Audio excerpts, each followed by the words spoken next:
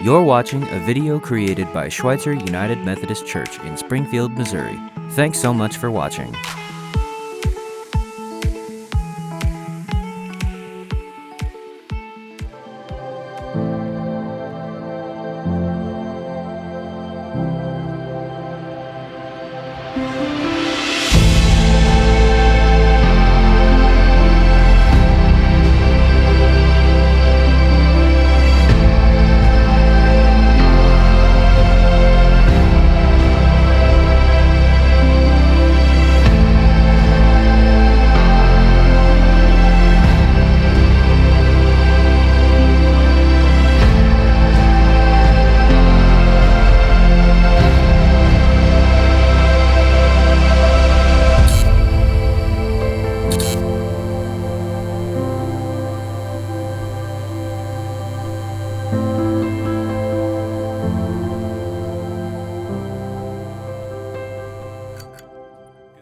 It's good to be with you this morning. My name is Spencer. I'm the pastor here.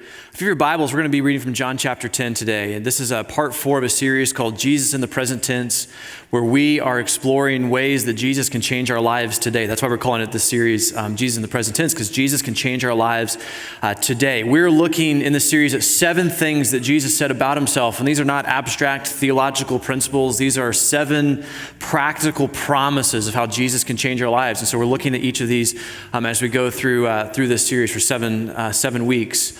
7 times that we see in the Gospel of John, Jesus has this way of speaking about himself. It follows a similar pattern, and the pattern goes like this, where Jesus will say, I am, and then he fills in the blank with whatever he is, just a picture of what this looks like. I am the bread of life. I am the light of the world.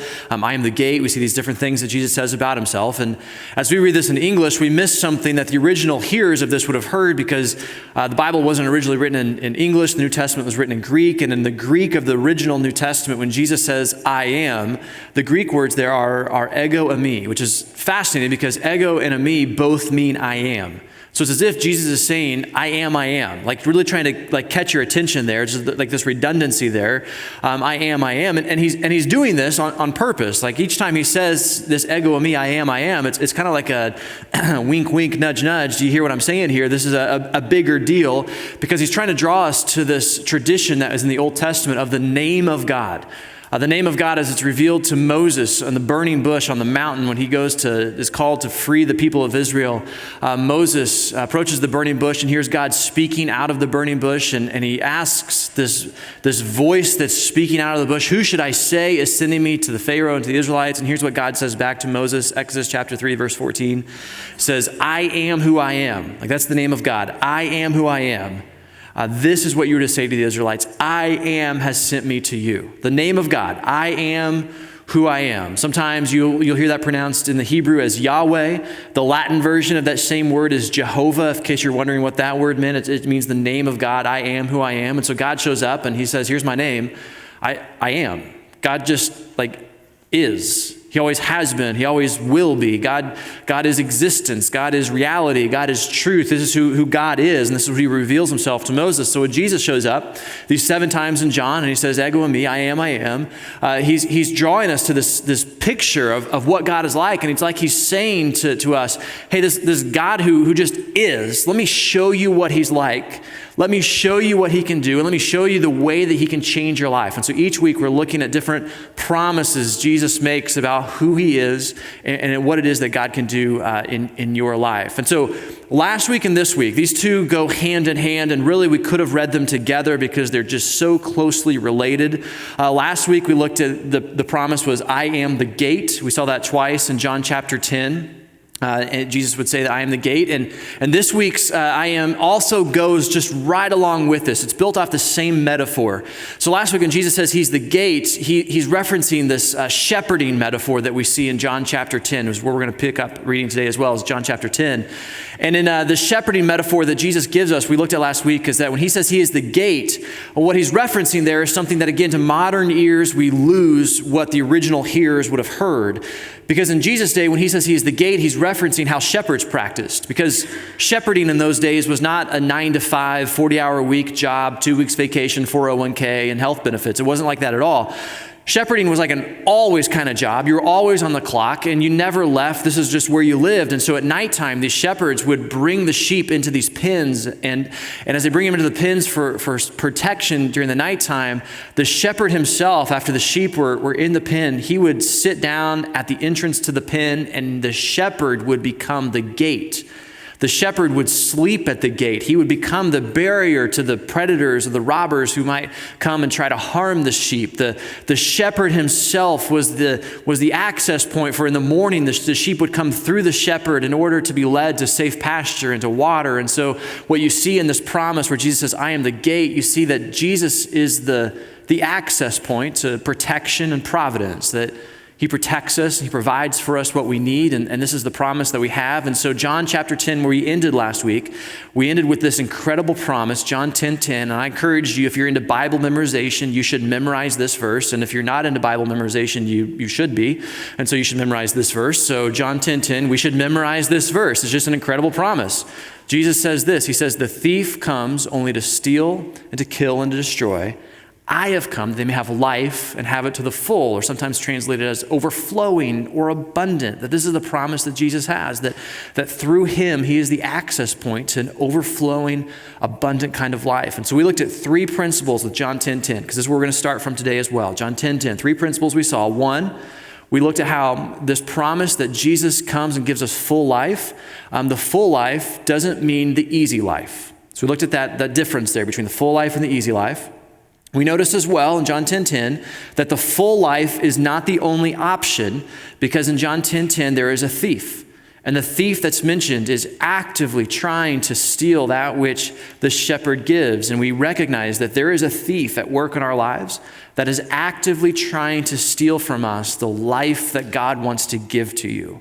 And we noticed how this thief is so subtle that sometimes you don't even know he's stolen from you until after the fact, because he's so subtle in his thieving. And so there's a thief. And the third thing we noticed was just simply this, that Jesus says, I am the gate to this life. Not I was, not I will be, I am today. That there is a full, overflowing, abundant kind of life that is available to followers of Jesus. We find it in him, a life of meaning and purpose, a life of joy and satisfaction, a life of peace and forgiveness and love. This is what we find in him. And so I wanted to go through that because this week's promise is built right off of that one. And we're going to start reading right where this leads off as well. So John 10:10, this great promise, and that leads us right to John 10, verse 11. We're going to read the next 8 verses here. And here's what Jesus says next. Here's the very next promise. John 10:11, he says, I am, ego eimi, wink, wink, nudge, nudge, hey, I am, he says, the good shepherd. I am the good shepherd. The good shepherd lays down his life for the sheep.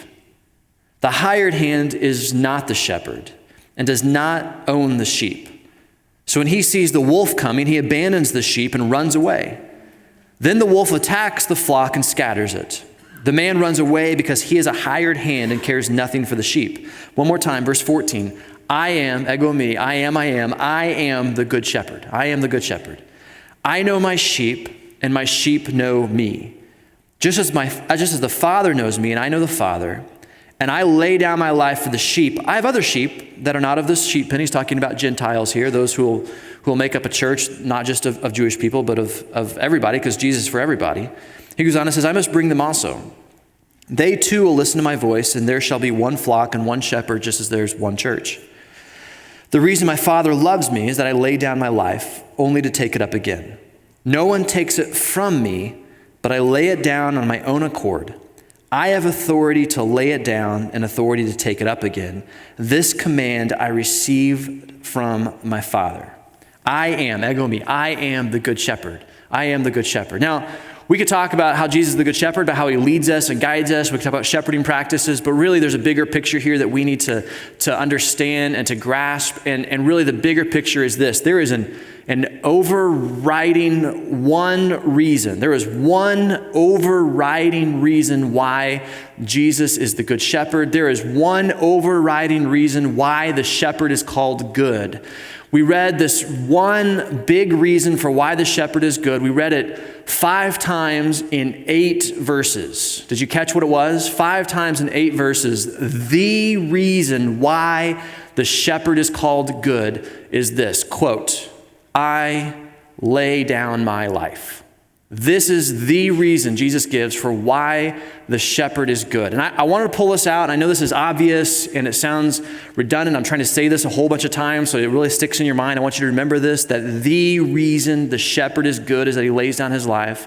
And I want to say this because this is such a foundational truth that if you miss this, you will end up in dangerous territory. For a lot of people, when they miss this, they end up with a crisis of faith that will lead them away from the Lord altogether. There is a danger in forgetting the reason why the shepherd is good, which is that he lays down his life for us. The reason.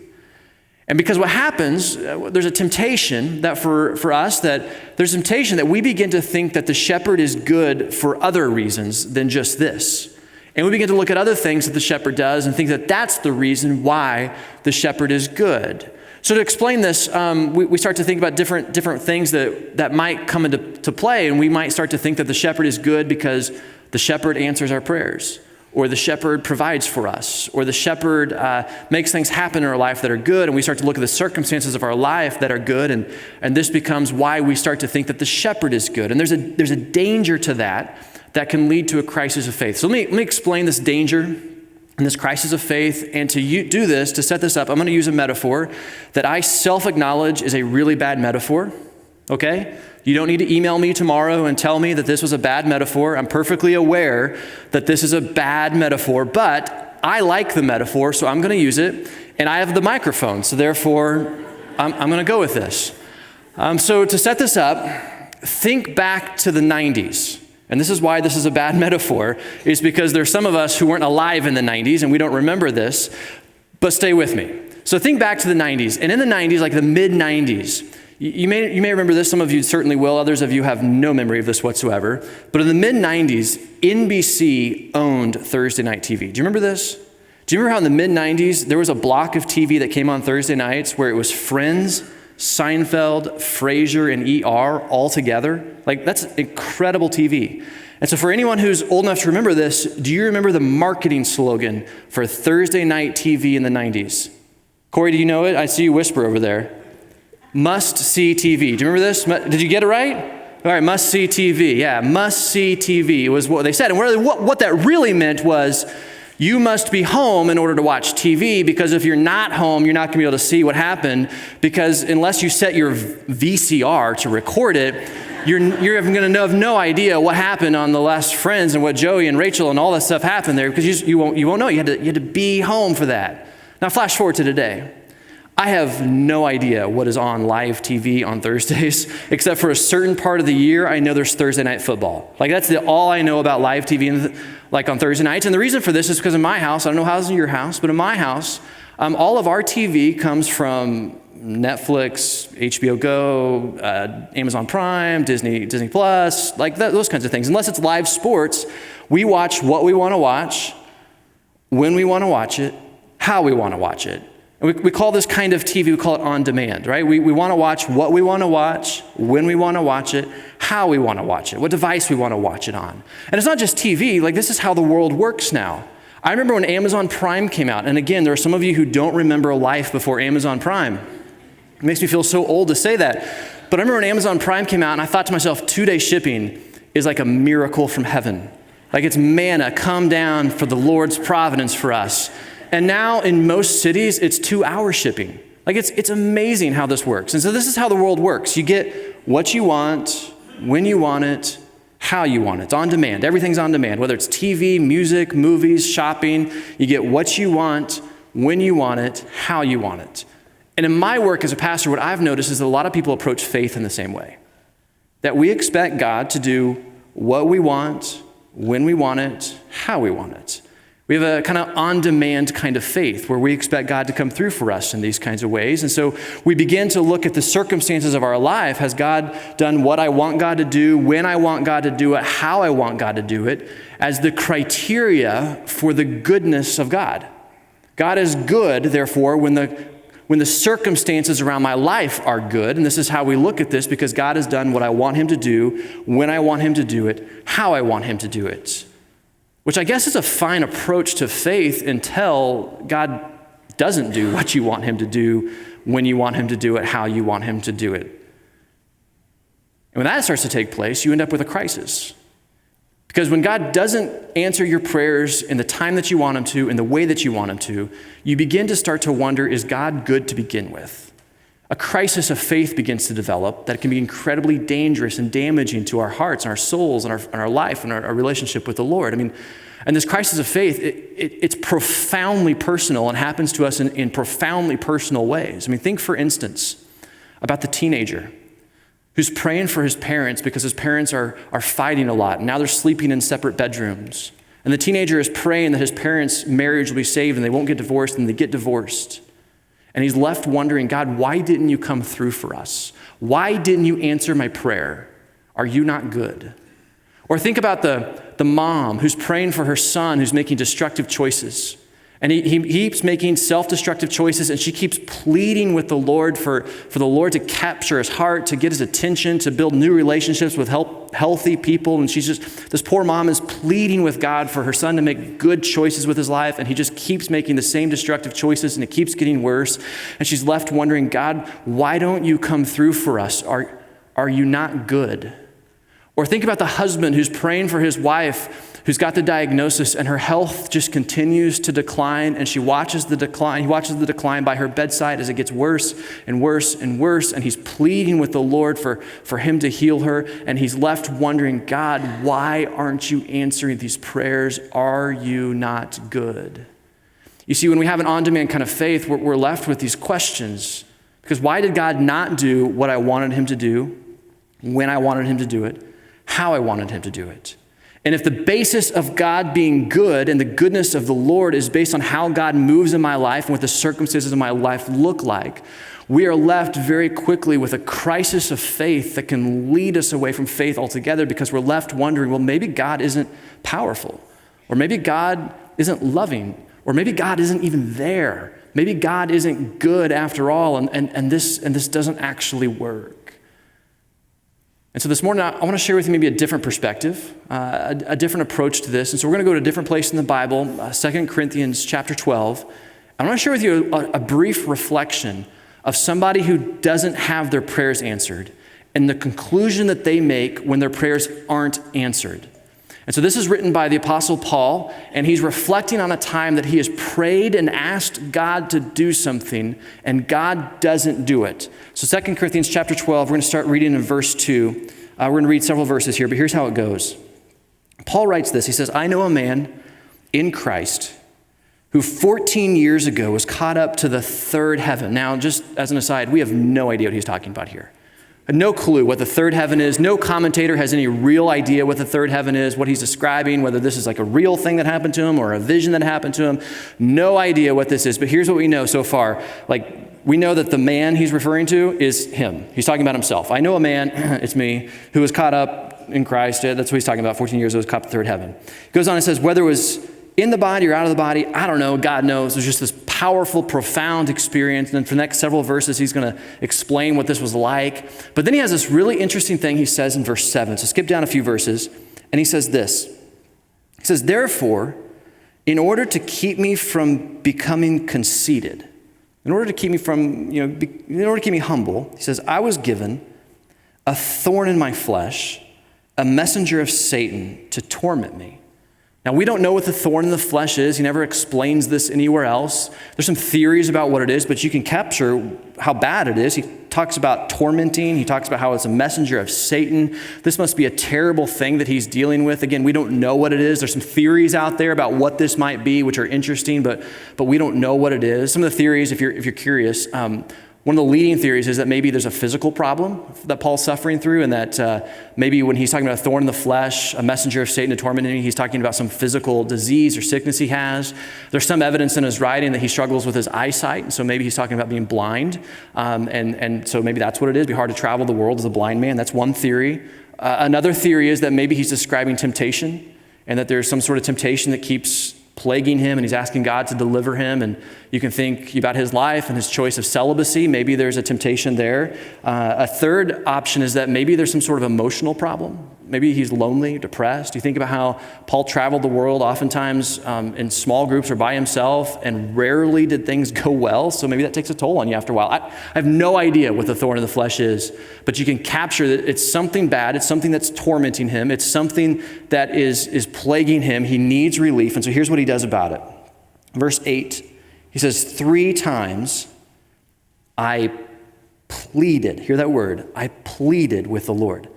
I didn't casually pray about it. I didn't just, have a prayer request at church. I pleaded with the Lord. When's the last time you pleaded with God for something? So 3 times I pleaded with the Lord to take it away from me. But here's what the Lord said back, verse 9. But he said to me, my grace is sufficient, is enough for you. My grace is sufficient for you. For my power is made perfect in weakness. In our trouble, in our thorns in the flesh, in our defeats, this is where God's power is made most known. This is what he's saying here. So Paul concludes, he says, therefore, I will boast all the more gladly about my weaknesses, so that Christ's power may rest on me. That is why, for Christ's sake, I delight in weaknesses and insults and hardships and persecutions and difficulties. And maybe this is the thorn in the flesh. I don't know. Hard things. For then he says this, for when I am weak, then I am strong. So I want you to notice something about this passage. And there's so much we could unpack about this. Maybe we could spend weeks in that passage. But I want you to notice one detail. After Paul pleads with the Lord, the thorn, whatever the thorn is still there. There's no relief from it. God doesn't appear to answer his prayer in the way that he needs him to, in the timing he needs him to. It just appears that the Lord just says, whatever you need, my grace is sufficient for you. Whatever you're struggling with, I'm not going to change the circumstances of that, but I have enough for you. And so Paul, hearing and seeing that his prayer is not answered, you have to wonder, what does Paul conclude? Does he conclude, therefore, that because God doesn't answer his prayer in the way that he needs him to, in the timing he needs him to, how he needs him to, that perhaps that means that God is not existing, that God doesn't care about him, that God is not loving? Does it mean that God doesn't actually come through for him? Does it mean that God isn't good? No, of course not. That's not what Paul concludes. Paul concludes that what Jesus offers him, whatever Jesus offers him, that in and of itself is enough. And so Jesus said, I am the good shepherd. The sole reason, the overriding reason why Jesus is the good shepherd is very simply this, that he lays down his life for you. And so I want to say this next part very clearly and bluntly, and I want you to hear this, and especially anyone here who might have a thorn in their flesh, whatever that might look like for you, a relationship, a worry, questions, doubts, anyone who's got health problems, anyone who's got a thorn in their flesh that they are preoccupied by. I want you to hear this. The reason why the shepherd is good has nothing to do with how he answers our prayers, when he answers our prayers, how he answers our prayers, but is very simply because he has already laid down his life. The proof of God's love for you, concern for you, and his goodness towards you is not how does he answer our prayers. The proof of God's love for you, his power for you, his goodness for you is very simply the cross. It's already been proven.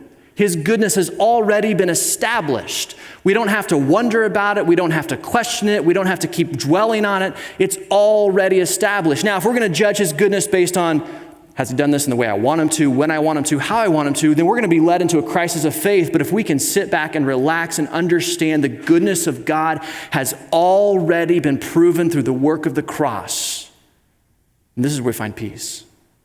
Jesus says, I am the good shepherd. The proof of his goodness is already established. The proof of his love is already seen. The evidence that he is good has we already have it because we have seen that he has been the gift that has been given for us. Jesus says, I am the good shepherd. And I want you to notice, he doesn't say, I was the good shepherd for them long ago, way back then. He also doesn't say, I will be the good shepherd for you when you die and go to heaven, or I will be the good shepherd for you when you get your life together and you deserve what it is I have for you. No, he just simply says this, I am the good shepherd, present tense.